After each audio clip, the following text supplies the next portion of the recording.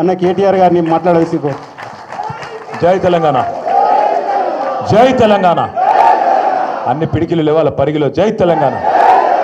కేసీఆర్ గారి నాయకత్వం. భోజనం అయిందా కాలేదా? పాపం సబితకు ఒక్కతే తినలే, అక్క తినలేదు, మనందరం తిన్నాము. పేరు పేరున ఈరోజు పరిగి నియోజకవర్గం నుండి తరలి వచ్చిన అన్నదమ్ములకి, ఆడబిడ్డలకి, పేరు పేరున పత్రికా మిత్రులకి, వేదికపైన ఆసీనులైన గౌరవనీయులైన మాజీ మంత్రివర్యులు, రంగారెడ్డి ఉమ్మడి జిల్లాని తన సమర్థ నాయకత్వంలో బ్రహ్మాండమైన అభివృద్ధి సంక్షేమ బాటలో ముందుకు తీసుకొని పోయిన మనందరి అక్క పెద్దలు శ్రీమతి సబితా ఇంద్రారెడ్డి గారికి, గౌరవనీయులు పెద్దలు మాజీ మంత్రివర్యులు, రాష్ట్రంలో గిరిజనుల సంక్షేమం కోసం కేసీఆర్ గారి నాయకత్వంలో మరి అద్భుతంగా పనిచేసిన మాజీ మంత్రివర్యులు శ్రీమతి సత్యవతి రాథోడ్ గారు, మీ అందరి అభిమాన నాయకుడు హరీశ్వర్ రెడ్డి అన్న వారసుడు కొప్పుల మహేశ్వర్ రెడ్డి గారు, తమ్ముడు కొప్పుల అనిల్ రెడ్డి గారు, కొప్పుల అనిల్ రెడ్డి గారు, వికారాబాద్ జిల్లా పార్టీ అధ్యక్షులు సోదరులు మాజీ శాసనసభ్యులు డాక్టర్ మెతుకు ఆనంద్ గారు, తమ్ముడు మన విద్యార్థి విభాగం రాష్ట్ర అధ్యక్షుడు, మరి ఎల్లవేళలా విద్యార్థులకు అండగా ఉంటూ వీరోచితంగా పోరాడుతున్న తమ్ముడు మన గెల్లు శ్రీనివాస్ యాదవ్ గారు, సోదరి మనం మన్నించాలి మీ పక్క నియోజకవర్గం కొడంగల్. ఈ కొడంగల్ అంటేనే మరి ఈరోజు ఎప్పటికప్పుడు ప్రతిరోజు నాకు ఎప్పుడప్పుడు ఆశ్చర్యం అనిపిస్తూ ఉంటుంది. బయట రాష్ట్రంలో ఏమేమి జాయినింగ్లు అవుతున్నాయో వేరు, కానీ కొడంగల్లో ప్రతిరోజు కాంగ్రెస్ కార్యకర్తలను మన పార్టీలో చేర్చుకుంటున్న గౌరవ మాజీ శాసనసభ్యులు, తప్పకుండా మళ్ళీ రాబోయే రోజుల్లో రేవంత్ రెడ్డి గారిని మళ్ళీ తిరిగి ఓడగొట్టబోయే నాయకుడు పట్నం నరేందర్ రెడ్డి గారు, సోదరి విజితారెడ్డి గారు, మా తమ్ముడు మహిపాల్ గారు, ఇంకా ఇంతకుముందు అద్భుతంగా మాట్లాడిన తమ్ముడు మల్లేష్ గారు, సోదరుడు సురేందర్ గారు, ఇంకా వేదిక పైన ఉన్న రామరెడ్డి గారు, ఇంకా ఇతర సీనియర్ నాయకులందరికీ ఎవరో పేర్లు నేను చెప్పలేదో వాళ్ళు జర మనసులోనే తిట్టుకోరి, బయటకు తిట్టకోరి అని కోరుతూ పేరు పైన అందరికీ నమస్కారం. ఇలా ఎట్లున్నదంటే పొద్దున్న ఇక్కడికి వచ్చేటప్పుడు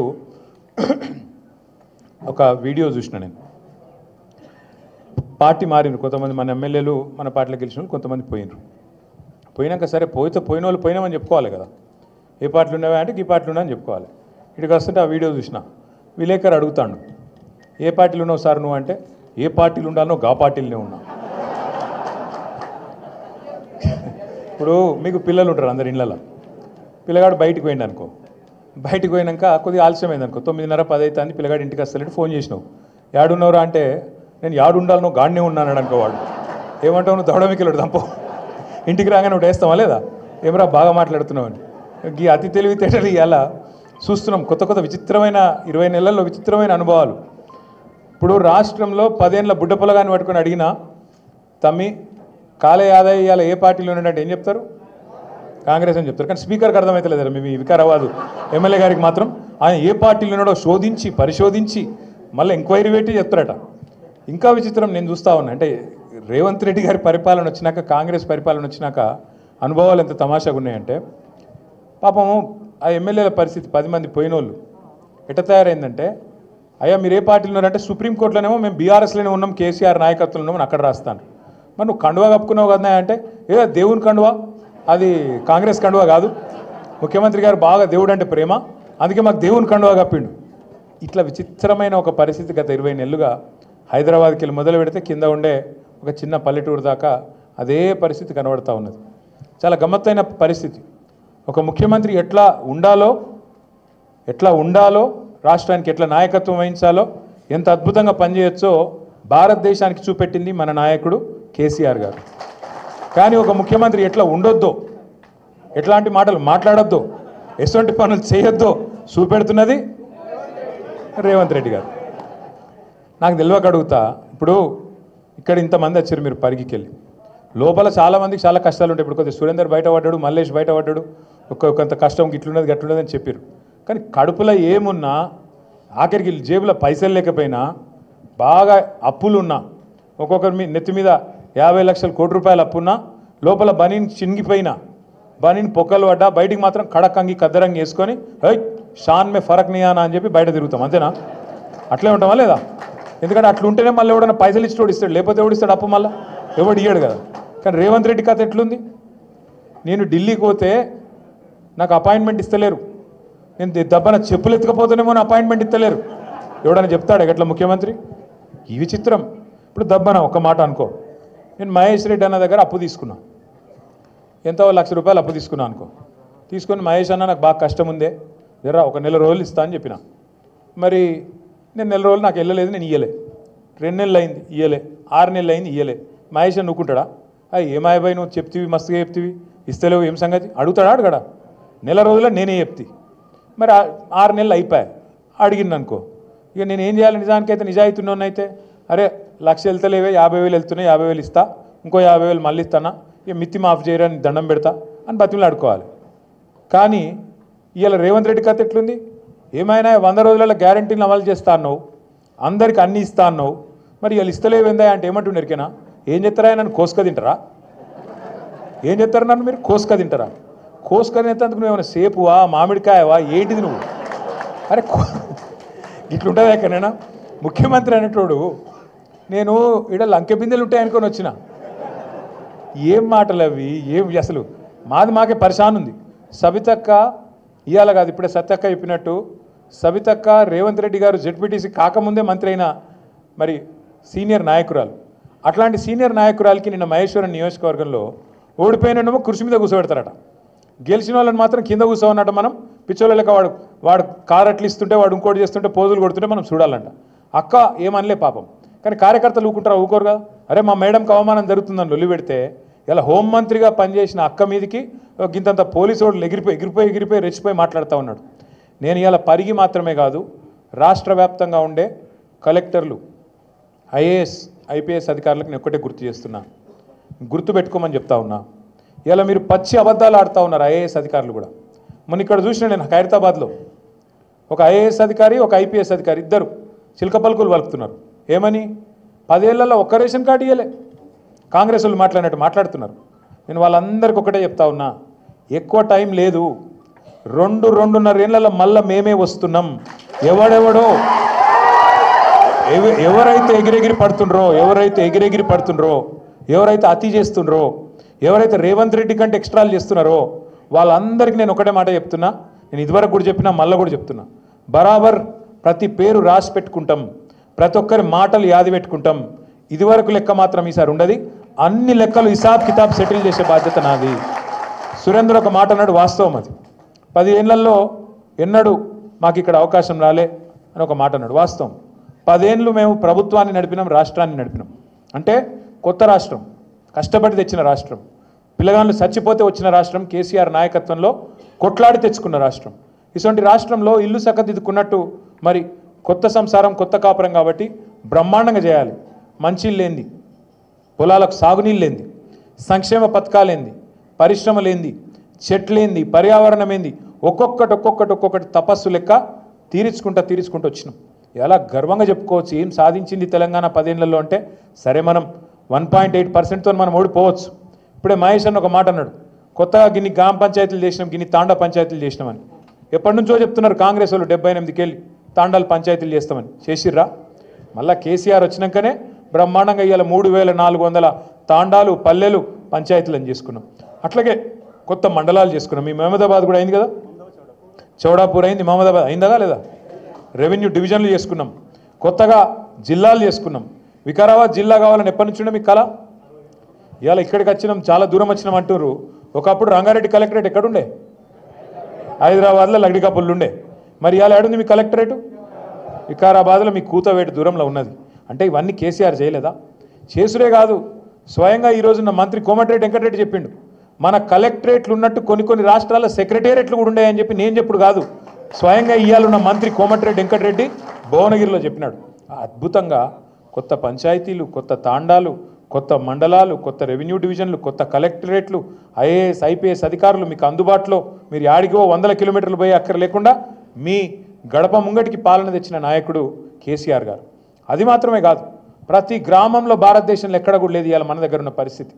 నర్సరీలు, పల్లె ప్రకృతి వనాలు, ఇంటి ముంగట నల్ల, అట్లాగే బ్రహ్మాండంగా ప్రతి ఊళ్ళో ఒక రైతు వేదిక, ప్రతి ఊరిలో ఇవాళ ప్రకృతి వనంతో పాటు డంపింగ్ యార్డు, అట్లాగే శ్మశాన వాటిక, వైకుంఠధామం ఎక్కడ ఉన్నాయా భారతదేశంలో? ఎవరన్నా ముఖ్యమంత్రికి ఇంత సూక్ష్మంగా ఆలోచించినోడు ఉన్నాడా? పల్లె ప్రగతి, పట్టణ ప్రగతి, ఇంత పెద్ద ఎత్తున ఆలోచించి ఇవాళ ఈ వర్గం ఆ వర్గం అని కాదు, రైతులు కడుపులో పెట్టుకుని చూసుకున్నారు కేసీఆర్ గారు. 24 గంటలు కరెంటు వ్యవసాయానికి ఉచితంగా ఇచ్చిన ముఖ్యమంత్రి భారతదేశంలో ఎవరైనా ఉన్నారా స్వాతంత్రం వచ్చినాక? ఒకడే ఒక్కడు కేసీఆర్. 73,000 కోట్ల రూపాయలు రైతుల ఖాతాల్లో 11 విడతల్లో జమ చేసిన నాయకులు ఇంకెవరైనా ఉన్నారా భారతదేశంలో ఇప్పటి వరకు? కేసీఆర్ తప్ప. మరి నేను అడుగుతా ఉన్నా, ఇవాళ తప్పెవరిది? మనది, కార్యకర్తలది. సార్ పనిచేసిండు, కానీ ప్రజలకు అర్థమయ్యేటట్టు చెప్పుట్లో మనం ఫెయిల్ అయినాం, మనం విఫలమైన. ప్రజలకు మనం చెప్పుకోలే, వికారాబాద్ జిల్లా చేసినామని చెప్పుకోలే, బ్రహ్మాండంగా కొత్త పంచాయతీలు చేసినామని చెప్పుకోలే, తాండాలకు మరి ఇవాళ 6 నుంచి 10% రిజర్వేషన్ గిరిజనులకు పెరిగిందని మనమే చెప్పుకోలే. ఏ రకంగా ఇవాళ తెలంగాణలో 10 ఏళ్లలోనే ఎన్ని విషయాల్లో మనం ముంగటికి పోయినామో చెప్పుకోలేకపోయినాం. అవతలోడు ఏం చేసిండు, దాన్ని అండగా పెట్టుకుని మనం చెప్పుకోలే. అవతలోడు వచ్చి ఆశ చూపెట్టిండు. కేసీఆర్ 2,000 ఇస్తుండా, నేను 4,000 ఇస్తా. కేసీఆర్ లగ్గానికి 1,00,000 రూపాయలు ఇస్తుండా, నేను మీదికెళ్ళి తులం బంగారం ఇస్తా. కేసీఆర్ ఇచ్చే 1,00,000 రూపాయలు పెళ్ళి అయిపోయినాక, లగ్గం అయిపోయినాక 2 నెలలకు వస్తున్నాయి. అదే నేను వచ్చినా అనుకో, నువ్వు పత్రిక పెట్టుకో, పత్రిక పెట్టుకున్న రోజే నీకు మళ్ళా తులం బంగారం వస్తుంది, 1,00,000 రూపాయలు వస్తాయి. ఇట్లా కథలు చెప్పే వరకు పాపం నమ్మిండ్రు, నమ్మి ఇవాళ బాధపడతా ఉన్నారు. మీరు నేను మనందరం కార్యకర్తలుగా మనందరం చేయాల్సింది ఒకటే పని. ఎందుకంటే అధికారం కోసం ఇంకో దానికోసమో కాదు. సరే, కేసీఆర్ గారు మళ్ళీ గెలిస్తే ముఖ్యమంత్రి అవుతారు. ఆయన ఇప్పటికే 10 ఏళ్ళు ముఖ్యమంత్రి చేసిండు. ఆయనకేం కొత్త పదవి కాదు, ఆయనకేం కొత్త పదవి రాదు. కానీ పాడైపోతున్న తెలంగాణ, కష్టపడి తెచ్చుకున్న తెలంగాణలో ఇలా ఈ దుర్మార్గులు చేస్తున్న నిర్వాకం, ఈ దుర్మార్గుల ప్రవర్తన వల్ల మళ్ళొక్కసారి 10-15 ఏళ్ళు వెనుకపోయే పరిస్థితి ఉన్నది. అందుకే మళ్ళీ తెలంగాణను పట్టాలెక్కియాలంటే ఒకటి మన ముంగటున్నది, అది కేసీఆర్ గారి నాయకత్వమే తప్ప ఇంకోటి కానే కాదు. అందుకే కార్యకర్తలుగా మీరు నేను అందరం కలిసి పనిచేద్దాం. ఏమేం పాడైపోయింది అని మీరు అడగచ్చు. ఒక్కటే మాట నేను అడుగుతా ఉన్నా, మీరు చెప్పండి నాకు. పరిగిలో మీ వికారాబాద్ జిల్లాలో కేసీఆర్ ఉన్నప్పుడు భూముల ధరలు ఎట్లున్నాయి, ఇవాళ ఎట్లున్నాయి? పెరిగినాయా తగ్గినాయా? బాగా పెరిగినాయని మీ దగ్గర? అంటే ముఖ్యమంత్రి నియోజకవర్గం పక్కనే ఉన్నారని బాగా పెరిగినాయా? మీ కొడంగల్ పెరిగినాయా బాగా? ఒక్క పరిగి కొడంగల్ కాదు, రాష్ట్రంలో ఎక్కడ కూడా ఇలా ఏ ఒక్క మనిషి కూడా సంతోషంగా లేడు. మీరు రైతుల కాడికి పోండి, రైతులు చెప్తున్నారు, ఖుల్లా చెప్తున్నారు, అన్న మోసం జరిగిపోయింది, తినే పల్లెంలో అన్నంలో మన్ను పోసుకున్నట్టు అయిపోయింది, మంచిగుంటిమి, రైతు బంధు వస్తుండే, రైతు బీమా వస్తుండే, టైంకి ఎరువులు దొరుకుతుండే, విత్తనాలు దొరుకుతుండే, పండించిన పంటకు గిట్టుబాటు ధర ఉంటుండే, పైసలు టైంకి పడుతుండే, మంచిగా పొక్తాగుంటిమి, కళ్ళల కాడికి వచ్చి వడ్లు కొనుక్కపోదురు. ఇలా ఏం పరిస్థితి వచ్చింది? కొనటోడు లేడు, టైంకి ఎరువులు దొరకాయి. మళ్ళీ ఇప్పుడైతే మల్లేష్ గారు చెప్పినట్టు చెప్పులు లైన్లో చెప్పులు పెట్టుకొని ఇవాళ మళ్ళొక్కసారి ఆధార్ కార్డులు పెట్టి, ఆధార్ కార్డు ఎగిరిపోకుండా దాని మీద బండ పెట్టి ఇంత కథ చేసే పరిస్థితి మళ్ళీ వచ్చింది. ఆనాటి రోజులు తెస్తారంటే నిజంగానే తెచ్చిండన్న వీడు, ఇదివరకు అప్పుడు ఎట్లున్నానో మళ్ళీ గదే రోజు వచ్చింది అని ఇలా రైతులు మొత్తుకుంటా ఉన్నారు. 2 లక్షల రుణమాఫీ అన్నాడు, 2 లక్షల రుణమాఫీ అన్నాడు. ఇక రుణమాఫీ కథ ఇప్పుడే అక్క చెప్పింది, చారాన కోడికి బారాన మసాలా అని, గట్లనే ఉన్నది. 50,000 కోట్ల కాడ మొదలైంది రుణమాఫీ కథ. బ్యాంకులలో నిలిచి మీటింగ్ పెడితే వాళ్ళు చెప్పారు, సార్ మొత్తం నువ్వు చెప్పినట్టు 2 లక్షలు రుణమాఫీ చేయాలంటే 50,000 కోట్లు కావాలని చెప్పారు. 50,000 కోట్లు అంటే ముఖ్యమంత్రి రేవంత్ రెడ్డి గారు మొదలు డైలాగులు కొట్టిడే, చేసేద్దాం, ఎడమ చేత్తో చెప్తా, కుడి చేత్తో చెప్తా అన్నాడు. అన్నంకి ఏమైంది? తెల్లారి వరకు అర్థమైంది, అబ్బో ఇదేదో ఉంది, మనం ఏదో నరికినం ఇష్టం వచ్చినట్టు, కానీ ఇక్కడ అట పరిస్థితి లేదు అనుకొని తెల్లారే 50,000 కోట్లని ఒకరోజు చెప్తారు, తెల్లారే ముఖ్యమంత్రి గారు ఇంకెక్కడో మాట్లాడుకుంటే చెప్పేసిండు. ఏమున్నదా, ఒక్క సంవత్సరం కడుపు కట్టుకుంటే 40,000 కోట్లు ఇట్లా వస్తాయి, ఇట్లా వాడేస్తా, రుణమాఫీ చేస్తా అన్నాడు. తెల్లారి వరకే 10,000 కోట్లు మాయం. 40,000 అన్నాడు, పో 40,000 చేస్తాడేమో అనుకున్నాం. మళ్ళీ ఏమైందో క్యాబినెట్లో పెట్టిరు, క్యాబినెట్కి వచ్చే వరకు 31,000 కోట్ల రుణమాఫీ అన్నారు, మళ్ళీ 9,000 కోట్లు మాయం. ఆడికి వెళ్ళి అసెంబ్లీకి వచ్చింది బడ్జెట్లో పెడితే 26,000 కోట్లు, ఇంకో 5,000 కోట్లు మాయం.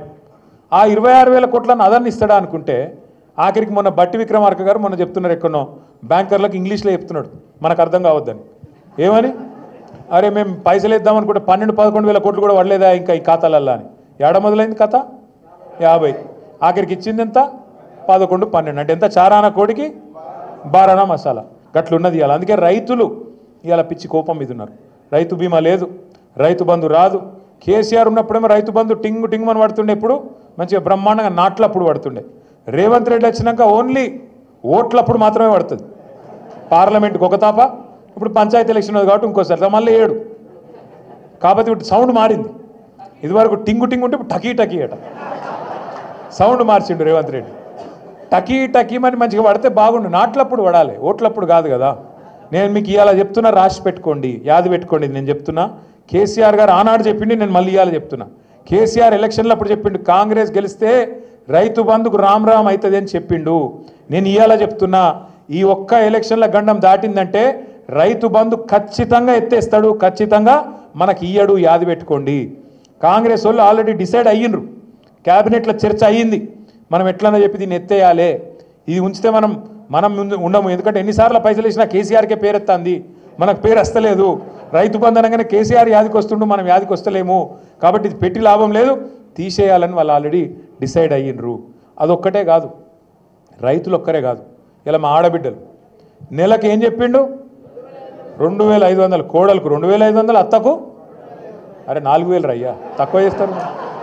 అత్తకు 4000, కోడలకు 2500. ఇవాళ అత్తకు కోడలకు పంచాయతీలు అవుతున్నాయి ఇళ్ళల్లో. మొన్ననే నేను అక్కడ దాని పేరు కోదాడ పోయినా. కోదాడ పోతే మన నాయకుడు ఒక ఆయన ఇంట్లో శుభకార్యం జరిగింది, పెళ్ళి అయిందంటే పోతే అత్త కోడలు కొద్దిగా ఏదో కొట్లాడుకున్నట్టున్నారు, సీరియస్గా ఉన్నారు, మాట్లాడతలేరు. నేను ఫోటో దిగేందుకు నన్ను దగ్గర రమ్మన్నారు, అటు ఇటు నిలబడ్డా. నేను అత్త కోడలను చూస్తలేదు, కోడలు అత్తలను చూస్తలేదు. నాకు డౌట్ వచ్చింది, ఏదో తేడా ఉంది వ్యవహారం అని అడిగిన అత్తను. ఏందమ్మా ఏదో ఒకళ్ళ కోపంగా ఉన్నావు, ఏం సంగతి అంటే ఏం తెచ్చింది కోడలు, నెలకు 2500 వస్తుంది అనుకున్నా, ఏం లానే లేదు, కొత్త కోడలు వస్తే అని ఆయమంటుంది. అనగానే కోడలి పిల్ల కూడా బాగా గడుస్తుంది. అత్త నీకు 4000 అని నీకు వచ్చిందా, నువ్వు తెచ్చినావా? నేను అనుకున్నా, వామ్మ రేవంత్ రెడ్డి ఎంత పని చేస్తేవిరా అయ్యా, ముందే ఎంత పని చేస్తేవి, అత్త కోడలకు పంచాయతీలు కూడా పెడుతున్నావు కొత్తగా నీ వల్ల.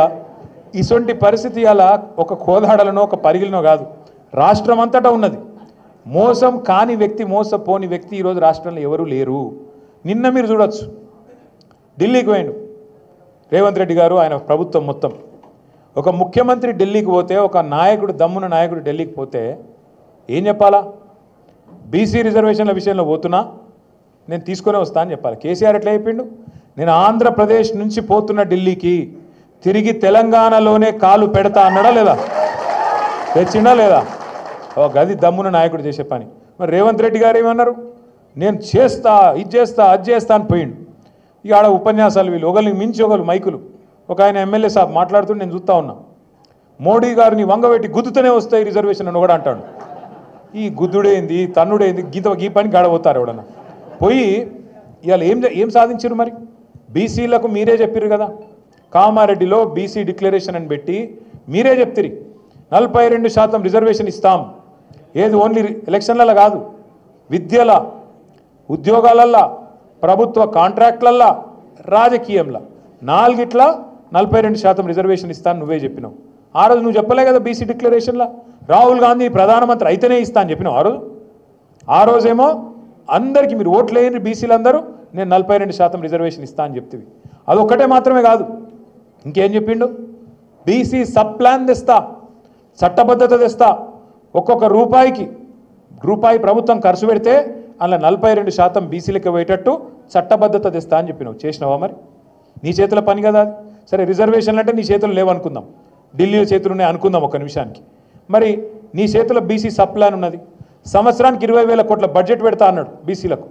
2 బడ్జెట్లు అయిపోయినాయి, 2 కలిపి కూడా 20,000 కోట్లు పెట్టలే, ఖర్చు అయితే 10,000 కోట్లు కూడా పెట్టలే.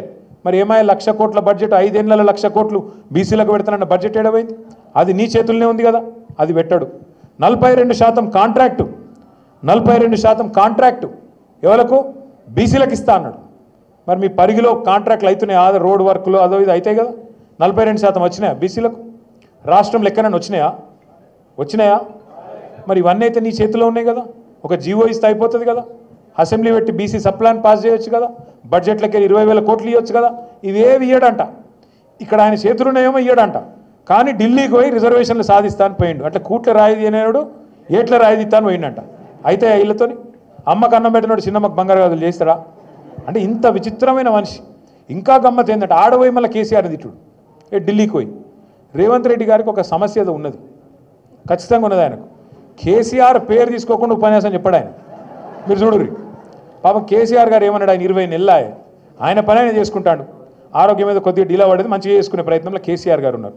ఈయన రోజు అది ఎక్కడైనా సరే, ఢిల్లీ అయినా అసెంబ్లీ అయినా ఏడ మాట్లాడినా నిద్రలో కూడా కలవరిస్తున్నా నా డౌట్.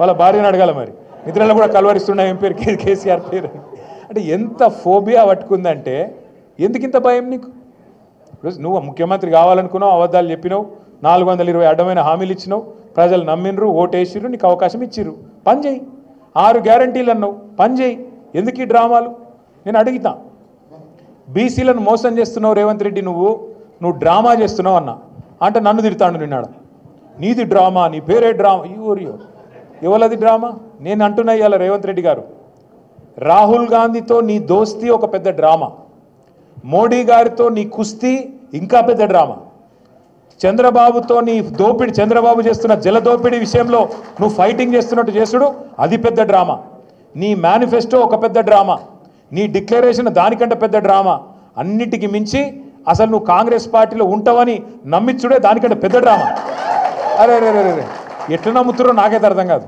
ఈ మనిషిని తెలిసినాక ఈ మనిషిని చూసినాక ఎట్లా నమ్ముతారో నాకు అర్థం కాదు ఎప్పటికప్పుడు మాటలు మారుస్తాడు ఖుల్లా చెప్తున్నాడు ఆయన నేను మోడీ గారు స్కూల్లో చదివినా చంద్రబాబు కాలేజీకి పోయినా ఇవాళ రాహుల్ గాంధీ కాడ ఉద్యోగం చేస్తున్నా అంటే రేపు ఇంకెటన్నా మిగతా అని చెప్తున్నట్టే కదా లెక్క ఎటు సందు దొరికితే అటు పోతా ఒక సిద్ధాంతం లేదు ఒక నిబద్ధత లేదు ఏది లేదు అందుకే నేను అనేది అందరికీ అన్ని విషయాలు అర్థమైనాయి ఇవాళ రైతులకు అర్థమైనాయి మహిళలకు అర్థమైనాయి పిల్లగాళ్ళకు అర్థమైనాయి 2 లక్షల ఉద్యోగాలు అన్నాడు వచ్చినాయా 2 లక్షలు వాళ్ళు కుల్లా తిడుతున్నారు ఉన్నకాకమున్న జాబ్ క్యాలెండర్కు దినం పెట్టిండ్రు అక్కడ ఏది చిక్కడపల్లి లైబ్రరీ కాడ నేను మంచిగా ఫోటో పెట్టి సంవత్సరం అయిపోయిందని చెప్పి ప్రథమ సంవత్సరికం చేసి పారేసారు దినం కాదు సంవత్సరికం చేశారు సారీ మొత్తం అందరికీ అన్ని విషయాలు అర్థమైనాయి కొడంగల్లో సొంత నియోజకవర్గంలో విషయం అర్థమైంది కాబట్టే ఇలా కాంగ్రెస్లో ఎవరు ఉండే ప్రయత్నంలో లేరు నేను మీ అందరినీ కోరేది ఒకటే మీ అందరికి చెప్పేది ఒకటి మనసుకి ఎక్కించుకోండి పెద్దలు ఒకటే చెప్తారు